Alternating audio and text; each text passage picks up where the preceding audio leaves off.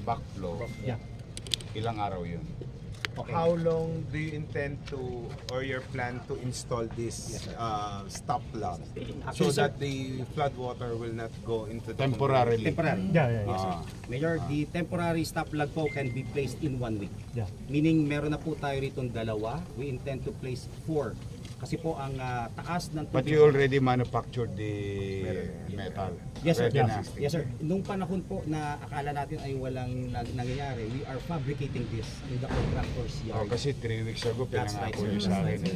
I went there Yes sir. and I assure yung mga taga-Paco Yes sir. na nakausap ko si Chairman Artes at saka si Secretary Vince na ayusin. Yes sir. Alam mo, hindi mo masisisi yung mga taga ron nagkakasakit na yung mga magkakapit-bahay. Wala namang ulan, may baha. Yes sir. But anyway, can you really assure the people of Manila, especially the Paco area, Yes sir. in 2 weeks, temporarily, Stop plug. walang baha, Wala pong backflow. walang backflow? Yes sir. Hindi, ang dahilan ng baha, backflow. Backflow, that's right. Oh, tapos, yung damage sa floodgate naman. Okay. Ah. Ang mechanism po ng pagpapagawa o pagre-repair natin is once we put the stop plug, wala na pong papasok na tubig.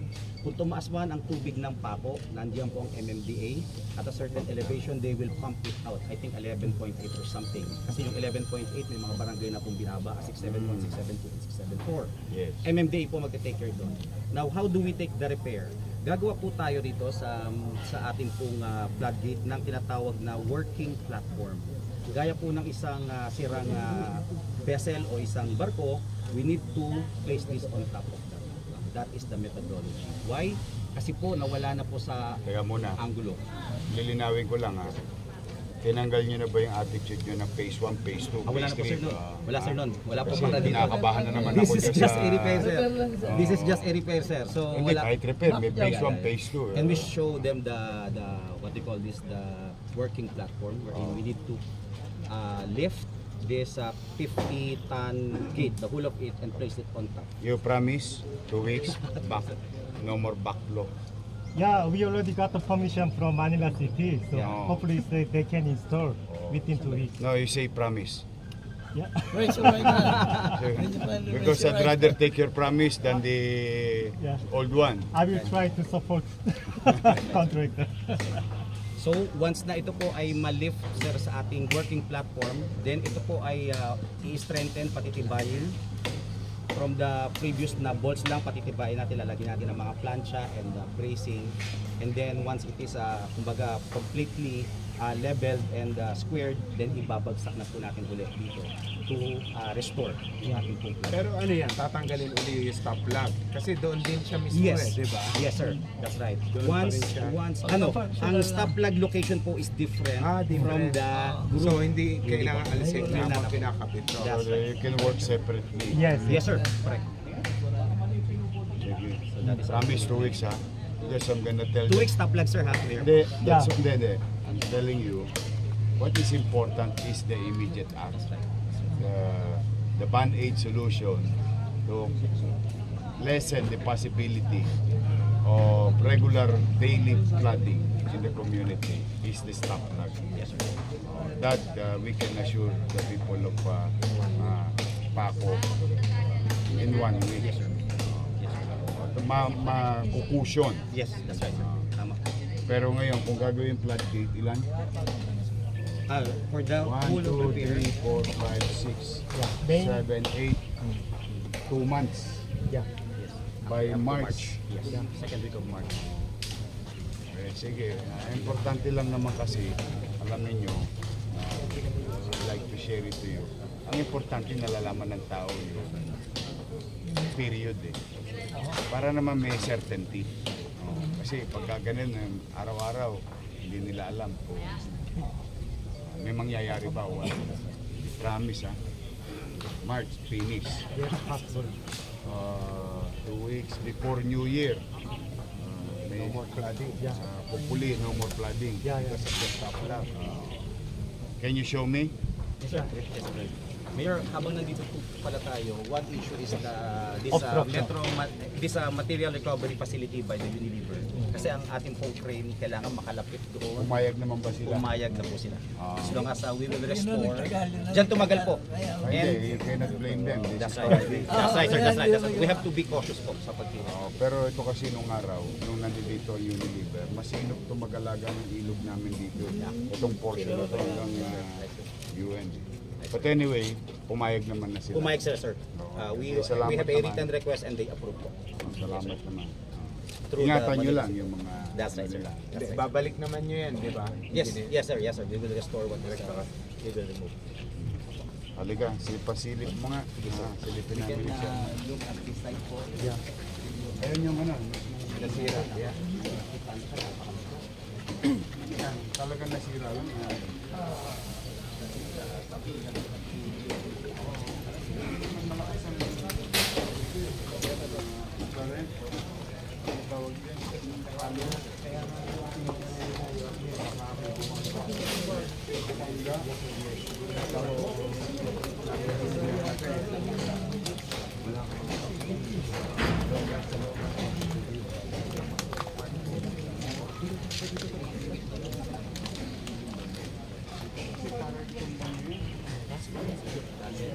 Pressure na ng tubig. Ayaw.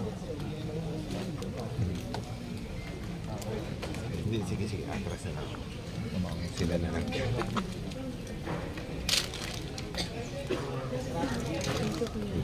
Up po sa gitna.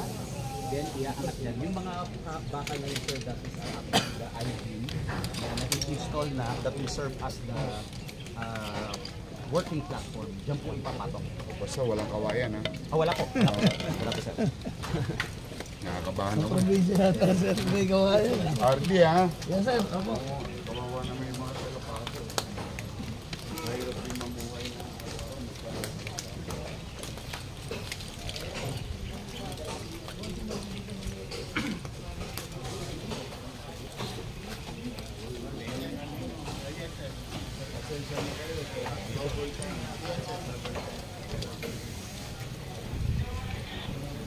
May 20 ka pa. Bawat picture, bawat isang araw.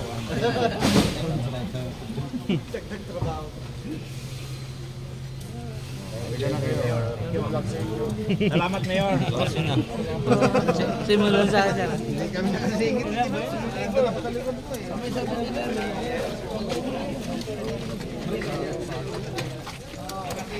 Sa live sila?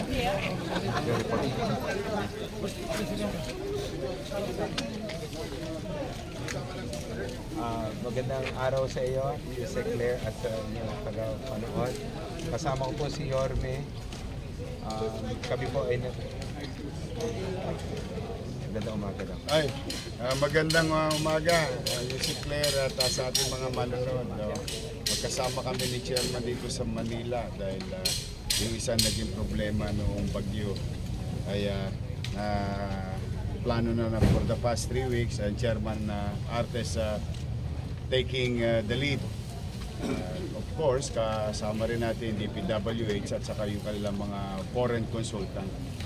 Nakakaawa kasi Yusek yung mga taga-Paco. Kahit walang ulan nabaha because nasira yung ating floodgate.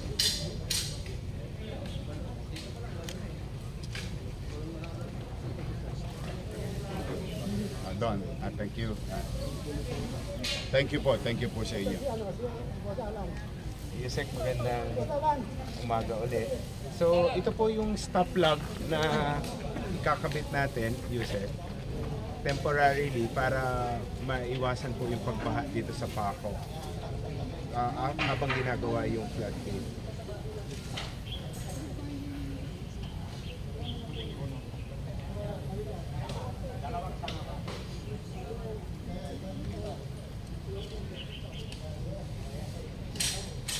Opo, sobra po kasi ang volume ng sasakyan. We expect it dahil sa ating kong datos last year ng same week, first week and second week ng December, umaabot po talaga ng 450,000 ang vehicle sa EDSA alone. Yan po ay more than the 250,000 capacity. Pero ginagawa naman po natin ng paraan, may mga adjustments po tayong ginagawa, lalo-lalo na po yung clearing ng Mabuhay Lane. It's just that talaga pong sobra yung volume, kaya nga po in-encourage natin yung ating mga kababayan na gumamit po ng bus carousel at yung po ating MRT at mga LRTs. Nakipag-coordinate na rin po tayo sa DOTR para i-extend po yung pong biyahe ng MRT at mga LRT at yung po mga pampublikong transportasyon para po may masakyan ang ating mga kababayan at hindi na sila magdala ng sariling sasakyan. Yung sa nangyari naman po sa Marcos Highway, nagkasabay-sabay po yung sale doon po sa mga malls na outside ng jurisdiction ng MMDA. At kung inyo po matatandaan, pinagbabawal po natin ang mall sale dito po sa Kamaynawa. Magandang umaga sa inyo lahat, lalong-lalo na sa mga kababayan natin sa Paco.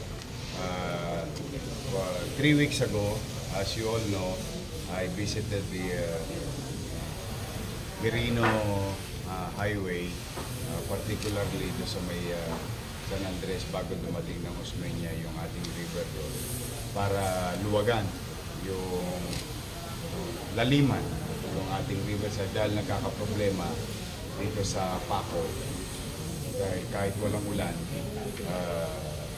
umaakyat yung tubig sa lupa. And at that time, I was made, a promise was made to the people of Manila by DPWH that they're going to fix it in 3 weeks. And 3 weeks have passed, tuloy pa rin yung nahihirapan yung mga taga-Paco na umaakyat ang tubig dahil wala pa rin nangyayari. Be that as it may, ito tayo ngayon, yung commitment nila sa atin ng MMDA at DPWH na ayusin na itong floodgate na to na nasira noong kasagsagan ng bagyo. And I was informed by the Korean consultant of DPWH and MMDA na yung para hindi mag-backflow, may gagawing mekanismo temporarily for the next 2 weeks. Then yung tunay na solusyon would be finished by March. So we are hoping before the end of the year, sana wala nang tubig na umakyat sa Paco area, sa community doon. And for the long term, sana maayos sa lalong madaling panahon na yun na sabing floodgate. Ito bang floodgate po na ito? Gano'n na siya katagal hindi gumagana o nasira? Hindi, nasira lang ng ano. Kaya nag-reset na ba ito? Nung bagyo o doon lang. Kasi parang bumigay. Pag nakita mo yung tsura, bumigay. Parang may bumanggang matigas. So bago nung bagyo, sir, gumagana? O gumagana. O walang problema ang Paco. Ngayon lang na may problema talaga. But it's been so many weeks now. Kawawa naman yung mga kapitbahay namin doon. But then again, I'm very hopeful na napapakinggan naman ng request sa mga taga-Maynila sa national government. Ano po yung kakabit nila temporary? Stop block that will limit the backflow during high tide ng ating river, itong Pasig River. So that will cushion the load of water coming inland. Marami po mga pamilya apektado. Dami yun. Halos yung mga taga-Paco. Kasi mahaba ito eh. Pagka dire-diretso yan hanggang doon eh. Kawawa naman. Nagkakalamok-lamok na nga doon sa area kasi may mga tubig na naiiwan sa kalsada na nag-i-stagnant. But I am still hopeful na sana ma-resolve.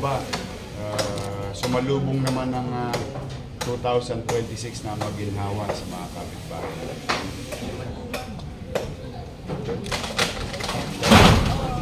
Happy birthday to you.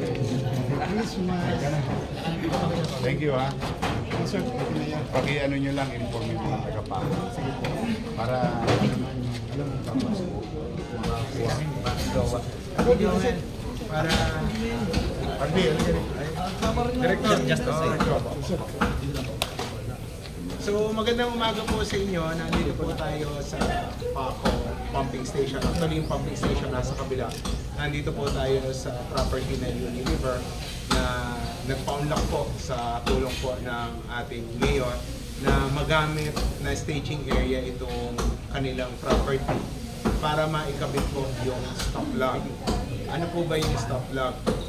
Sa ngayon po kahit walang ulan, alam to ni Mayor at bring up sa aking atensyon, na kada po high tide, tulad po ngayon hanggang sa December 11, high tide po.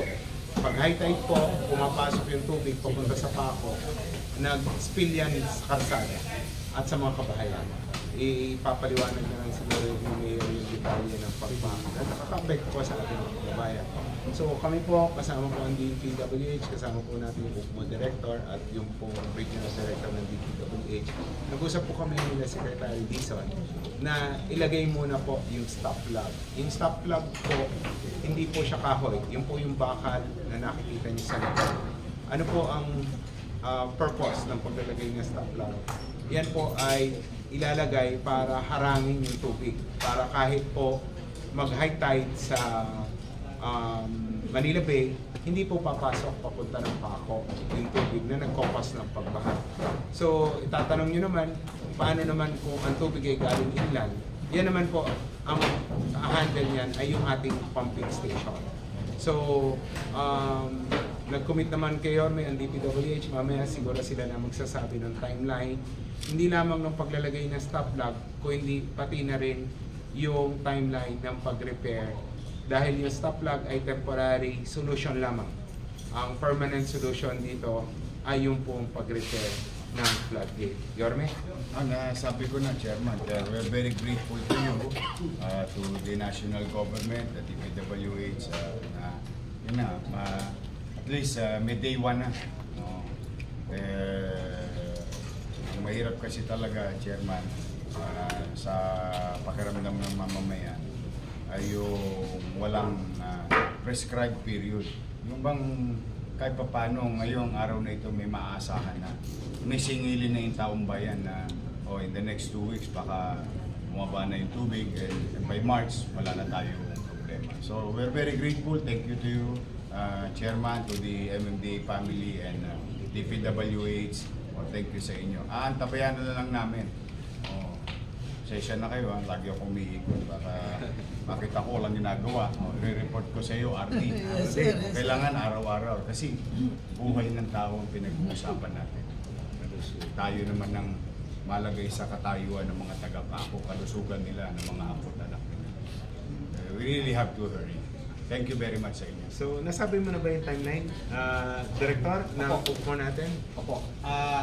Meron pong dalawang bagay na gagawin para po sa ating pong pag-company nitong ating pong Paco floodgate. Unang-una ay tinatawag na emergency works. Ang emergency works po ito ay kinakailangan upang mapanatili ang tubig, yung level ng tubig ng Paco na hindi po naapektuhan ng Pasig River. Ito po ang paglalagay ng stop plug. Yan po ang emergency work. Meron po tayong 4 na stop plug na ilalagay dyan and it will start now. Ito lang po ang ating nagiging constraint ngayon. Gawa ng yung crane po natin doon kailangan ay maposisyon pinakamalapit doon po sa ating paglalagyan upang hindi po ito bumaliktad o tumaob. Ang paglalagay po ng emergency work na stop plug ay 2 linggo.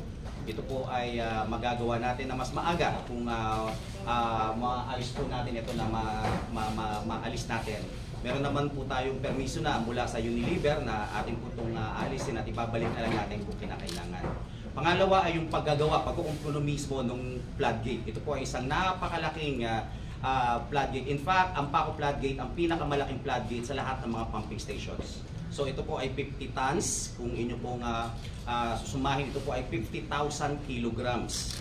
Ito po ay hindi basta-basta na trabaho. Ang gagawin po, ayon sa ating consultant na Koreano, tayo po ay gagawa ng tinatawag natin na work shoring. Ito po yung iaangat natin ang floodgate, ipapatong doon at ito po i-level natin para maibalik natin. Ang tanong, gaano katagal po ito gagawin? Sa ngayon po, nailagay na natin ang yung pinakapundasyon ng shoring habang yung 2 linggo po ay dumaan, hindi po, walang ginagawa ang DPWH. Kami po ay gumagawa na ng stop plug at nailabaon na po ang shoring. Ito po ay pagtitibayin natin ang pag-angat, paglagay sa shoring at pagkumpuni ng buo, including paglagay ng mga bracing ay tatagal po ng 3 buwan. So kung ngayon po ay Disyembre hanggang gitna ng Marso, ito po ay matatapos. Yorme and Chairman. Thank you. Salamat, salamat. At makakaasa yung mga kababayan natin na hopefully bago magpasko ay walang tubig sa kanila, di ba Yorme? Kawawa naman yung ating mga kababayan na magpapasko na may tubig sa kanilang mga tahanan. Salamat. Thank you. Salamat. Thank you. Sorry, Chairman, di ba hindi flood control? Nagpag-traffic question. Nag-press briefing na ako sa Malacanang kanina, so doon na lang siguro. Okay na yun.